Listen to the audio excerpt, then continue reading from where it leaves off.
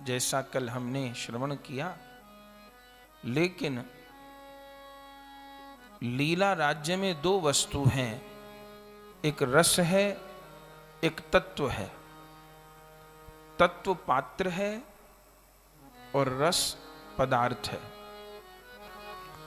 जैसे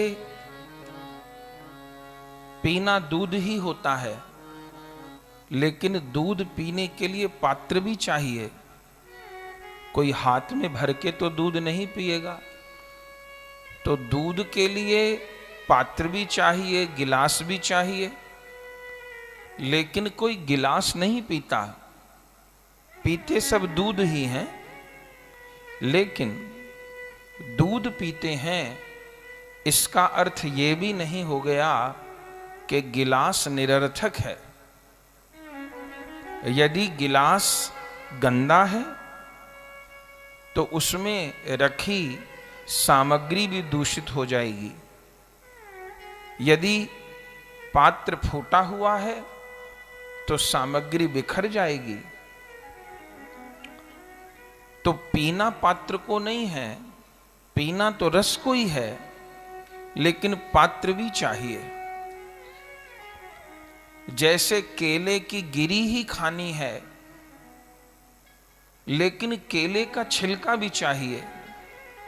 कोई कहे कि केले की गिरी ही खानी थी, भगवान ने केले के ऊपर इतना मोटा छिलका क्यों बना दिया? और यदि कोई ये सोचकर पेड़ों पर जितने केले लगे हैं उन सब के छिलका उतार फेंके कि छिलके का कोई प्रयोजन नहीं, छिलका तो कोई खाता नहीं, गिरी खानी है, तो छिलका विधाता ने क्यों बनाया? तो यदि छिलके का कोई त्याग कर देगा तो गिरी भी सुरक्षित नहीं रहेगी। तो गिरी के संरक्षण के लिए छिलका है।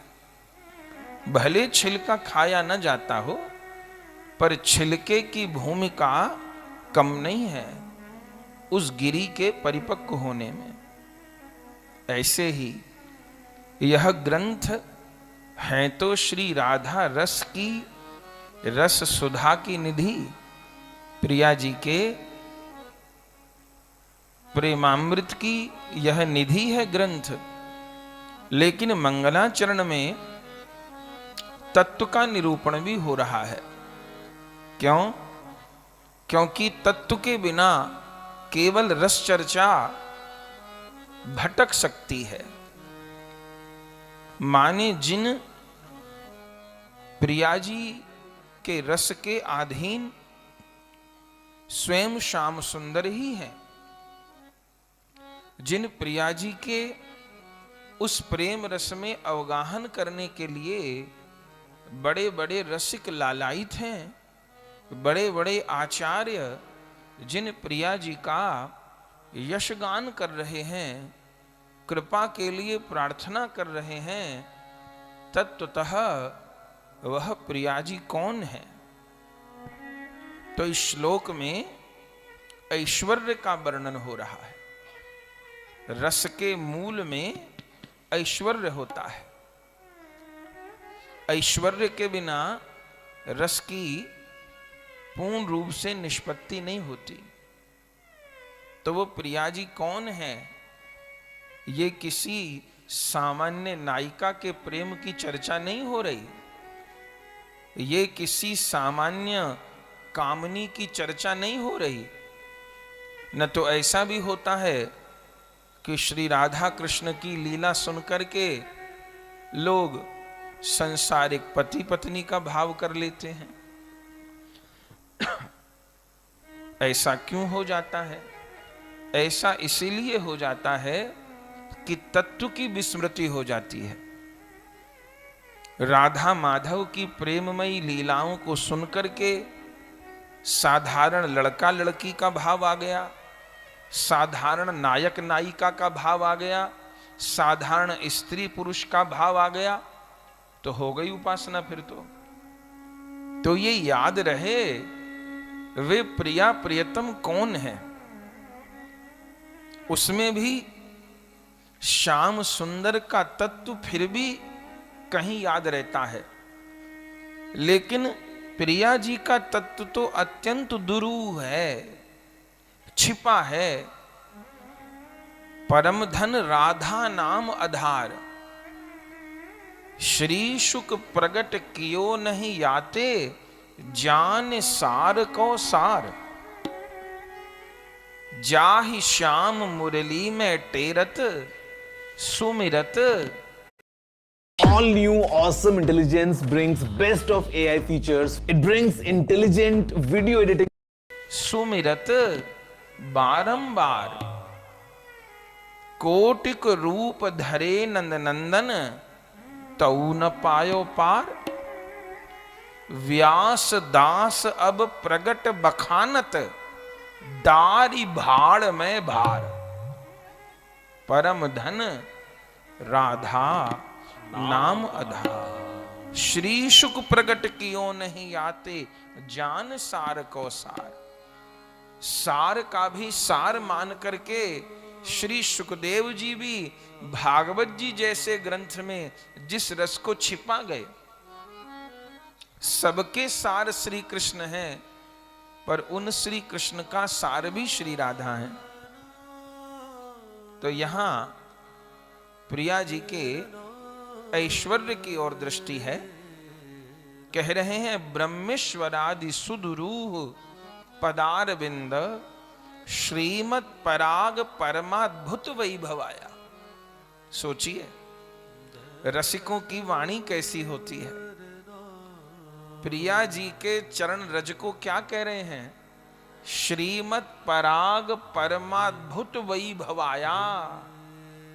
प्रिया जी की चरण रज को रज नहीं कह रहे आचार्य, कह रहे हैं श्रीमत पराग। वह रज नहीं है श्री जी के चरण कमल की, वह प्रिया जी के चरण कमल का पराग है। और उस पराग के आगे भी रसिकाचार्य श्रीमत लगा रहे हैं। श्रीमत पराग परमाद्भुत वैभवाया। प्रिया जी की महिमा क्या? प्रिया जी की चरण कमल की रज की, प्रिया जी के चरण कमल के मकरंद का कैसा वैभव है। बोले ब्रह्मेश्वरादि सुदुरूह, उन प्रिया जी के चरण रज को पाने में ब्रह्मा जी शंकर जी आदि भी असमर्थ हैं। बोलन देखिए रसिकों की। न तो संसार में एक भजन ये भी गाया जाता है कि राधे तेरे चरणों की गर धूल जो मिल जाए। ये भी किसी भक्त ने लिखा होगा, पता तो नहीं किसने लिखा, पर जिसने भी लिखा होगा बहुत भक्त लोग गाते हैं, कोई बात नहीं। लेकिन राधा रानी के चरणों की रज को धूल कह दें, राधे तेरे चरणों की कर धूल जो मिल जाए। और इसी बात को जब हमारे वृंदावन के रसिक कहते हैं तो क्या कहते हैं? कल गा रहे थे, किशोरी तोरे चरणन की रज पाऊं, किशोरी तोरे चरणन की रज पाऊं। अब अंतर क्या है? ये किशोरी तेरे चरणन की रज पाऊं, ये वृंदावन के रसिक के मुख की पंक्ति है, यही अंतर आ जाएगा। महापुरुष की वाणी ही बता देगी। बनावट में और असलियत में अंतर कोई थोड़ा सा भी पारखी है तो वो थोड़े समय में ही जान जाएगा। डालडा घी में और असली घी में क्या अंतर है, ये थोड़ा भी पारखी होगा तो जान जाएगा। अब किसी के माथे पे डालडा ही चढ़ चुका हो तो भी देसी घी की सुगंध उसको थोड़ा तो आकर्षित करेगी। तो एक राधे तेरे चरणों की घर धूल जो मिल जाए, बुरा नहीं, भक्त लोग गाएं, अच्छी बात है, रुचि हो तो। लेकिन एक रसिक प्रिया जी के चरणों को की रज को धूल तो नहीं कह सकता। धूल तो नहीं कह सकते। श्री जी के चरण की रज धूल तो नहीं हो सकती। धूल को तो हम लोग झाड़ना चाहते हैं कि सोरे तेरे चरणन की रज पाऊं, व्यास जी की वाणी। और यहां तो क्या कहना, यहां तो श्रीमत पराग परमाद्भुत वैभवाया।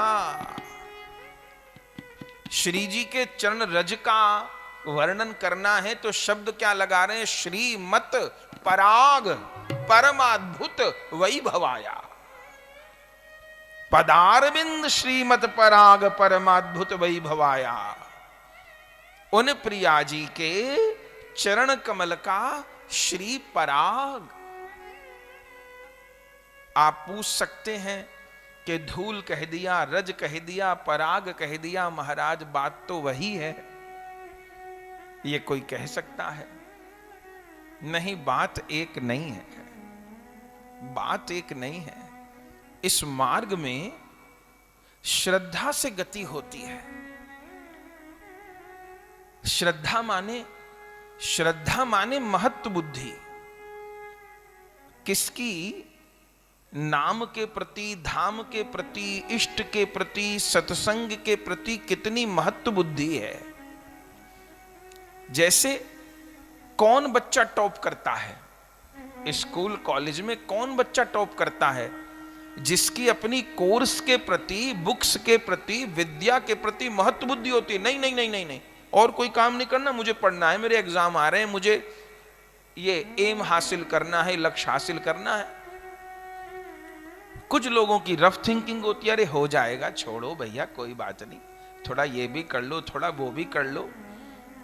तो जो रफ सोचते हैं, रफ वर्क करते हैं, वो टॉप करेंगे ये आशा तो नहीं है।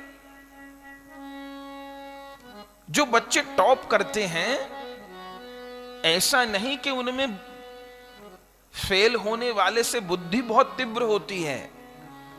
कई बार फेल होने वाले बच्चे भी किसी और दिशा में बहुत तीव्र होते हैं और क्लास में फेल हो जाते हैं, किसी दूसरी दिशा में बड़े तीव्र होते हैं वो।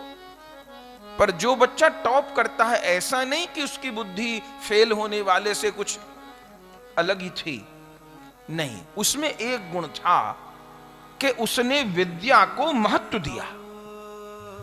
ऐसे बहुत मां बाप हमको बोलते हैं कि महाराज बच्चे में बुद्धि तो बहुत है पर पढ़ता नहीं है, इसमें दिमाग तो बहुत तेज है पर दूसरी दिशा में जाता है इसका दिमाग, पढ़ाई में नहीं है।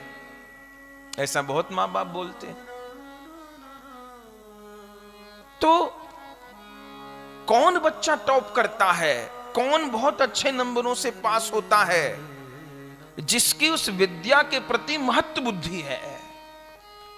ऐसे ही इस मार्ग में रस की प्राप्ति किसको होती है? जिसकी नाम के प्रति, नामी के प्रति, धाम के प्रति, लीला के प्रति, श्री विग्रह सेवा के प्रति महत्व बुद्धि है। संत के प्रति, गुरु के प्रति, ग्रंथ के प्रति जिसकी महत्व बुद्धि है। तो यहां प्रिया जी के चरण रज का संबोधन ही देखिए, श्रीमत पराग। और जिसको प्रिया जी की चरण रज पराग के जैसी लगी नहीं, उसको अनुभूति भी क्या होगी। इसलिए अपने यहां रूप गोस्वामी जी आज्ञा किए कि राधा माधव प्रयोजन नहीं है, राधा माधव का प्रेम प्रयोजन है।